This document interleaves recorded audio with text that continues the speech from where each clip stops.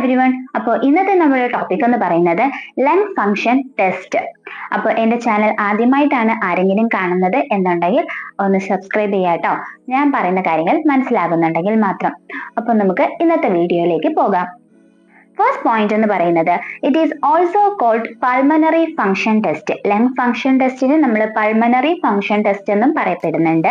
Then it includes variety of test that check how well the lung work. ഇത് എന്തിനാണ് ചെയ്യുന്നത് എന്നുള്ളതാണ് ഈ പോയിന്റിൽ പറഞ്ഞിരിക്കുന്നത്.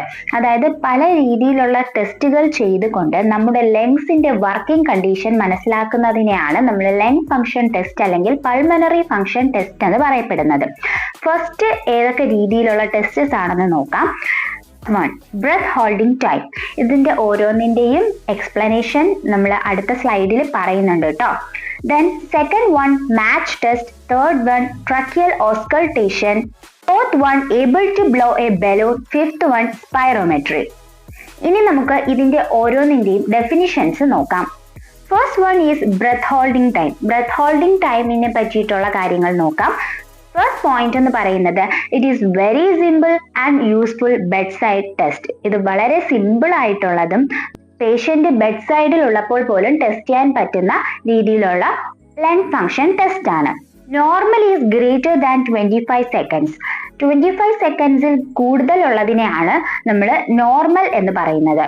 Patients with a breath holding time of 15 to 25 seconds are considered borderline cases, and breath holding time less than 15 seconds indicates severe pulmonary dysfunction.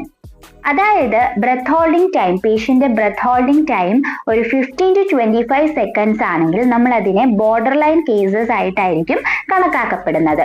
എന്നാൽ breath holding time less than 15 seconds, 15 സെക്കൻഡിൽ കുറവാണ് എന്നുണ്ടെങ്കിൽ സിവിയർ ആയിട്ടുള്ള pulmonary dysfunction ആയിട്ടായിരിക്കും കണക്കാക്കപ്പെടുന്നത്. Breath holding time എന്ന് പറയുമ്പോൾ നിങ്ങൾക്ക് മനസ്സിലാക്കാമല്ലോ, ഒരു പേഷ്യന്റിന് എത്രത്തോളം നേരം ബ്രെത്ത് ഹോൾഡ് ചെയ്ത് നിൽക്കാൻ പറ്റുന്നു, അത് എത്രത്തോളം ടൈം ആണ് എന്നതിനെ പറ്റിയിട്ടാണ് കേട്ടോ ഈ പോയിന്റിൽ പറഞ്ഞിരിക്കുന്നത്. അതായത് 25 സെക്കൻഡ്സിന് മുകളിൽ ബ്രെത്ത് ഹോൾഡ് ചെയ്യാൻ പറ്റുന്നുണ്ട് എന്നുള്ളതാണ് നോർമൽ. 15 to 20 സെക്കൻഡ്സ് ആണ് പേഷ്യൻസിന് ബ്രെത്ത് ഹോൾഡ് ചെയ്യാൻ പറ്റുന്നത് എന്നുണ്ടെങ്കിൽ അത് ബോർഡർ ലൈൻ കേസസ് ആണ്. 15 സെക്കൻഡ്സ്, 15 സെക്കൻഡിൽ താഴെയാണ് ഹോൾഡ് ചെയ്യാൻ പറ്റുന്നത് എന്നുണ്ടെങ്കിൽ അത് കണ്ടീഷൻ നമ്മൾ സിവിയർ പൾമണറി ഡിസ്ഫങ്ഷൻ ആയിട്ടായിരിക്കും കണക്കാക്കപ്പെടുന്നത്. ഇനി നമുക്ക് നെക്സ്റ്റ് ടെസ്റ്റിലേക്ക് പോകാം. Match test. Person is asked to blow off match stick from a distance of 15 centimetre. ഒരു 15 സെന്റിമീറ്റർ അകലത്തിൽ വെച്ചുകൊണ്ട് ഒരു മാച്ച് സ്റ്റിക്ക്, അതായത് തീപ്പെട്ടിക്കൊള്ളിയെ ഒന്ന് ഊതി അണയ്ക്കാൻ നോക്കുക, അത്രേ ഉള്ളൂ. അത് പേഷ്യന്റിനോട് പറയാ. ആ പേഷ്യന്റ് അത് ചെയ്യുന്നുണ്ടോ എന്ന് നമുക്ക് മനസ്സിലാക്കാൻ പറ്റുന്നതാണ് നമ്മൾ ഈ ടെസ്റ്റിലൂടെ ചെയ്യുന്നത്. A person with a normal pulmonary reserve will blow off the match stick from this distance. Normal ആയിട്ടുള്ള ഒരു പൾമണറി റിസർവ് ഉള്ള പേഷ്യന്റിന് ആ ഒരു ഡിസ്റ്റൻസിൽ മാച്ച് സ്റ്റിക്ക് ബ്ലോ ഓഫ് ചെയ്യാൻ പറ്റും, ഊതി അണയ്ക്കാൻ പറ്റും. അപ്പോൾ ഇതും one of the type of lung function test ആണ്. ഇനി നെക്സ്റ്റ് ടെസ്റ്റിലേക്ക് പോകാം. Tracheal auscultation. If breath sounds are audible for more than 6 seconds it denote significant airway obstruction. ബ്രെത്തിന്റെ സൗണ്ട് നമുക്ക് ഒരു 6 സെക്കൻഡ്സിൽ കൂടുതൽ ഓഡിബിൾ ആയിട്ട് കേൾക്കാൻ പറ്റുന്നുണ്ട് എന്നുണ്ടെങ്കിൽ അതിനെ സിഗ്നിഫിക്കന്റ് എയർവേ ഒബ്സ്ട്രക്ഷൻ ആയിട്ടായിരിക്കും ഡിനോട്ട് ചെയ്യുന്നത്.